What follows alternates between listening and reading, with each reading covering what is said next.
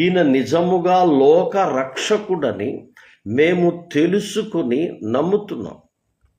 మేము తెలుసుకున్నాం. మరి నువ్వు కూడా తెలుసుకోవాలి కదా. యేసు ప్రభు ఉత్తముడని తెలుసుకో. రుచి చూడు. నోటుకొచ్చినట్టు మాట్లాడద్దు. యేసు ప్రభు దేవుడు కాదంటాడు ఒకడు. యేసు ప్రభు చరిత్రలో లేడంటాడు ఒకడు. యేసు ప్రభుని ఎవరు క్రియేట్ చేశాడు అంటాడు మరొకడు. అంటే ఎవరికి తోచినట్టుగా వారు మాట్లాడడం మంచిది కాదు. ఎవరికి అనాలనిపించింది వారు అనేయడం మంచిది కాదు.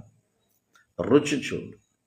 ఇదిగో మేము రుచి చూసాం. యేసు పరిశుద్ధుడు, యేసు ప్రభు నీతిమంతుడు, యేసు ప్రభు ఉత్తముడు, యేసు ప్రభు పాపము లేనివాడు, యేసు ప్రభు చీకటి లేనివాడు.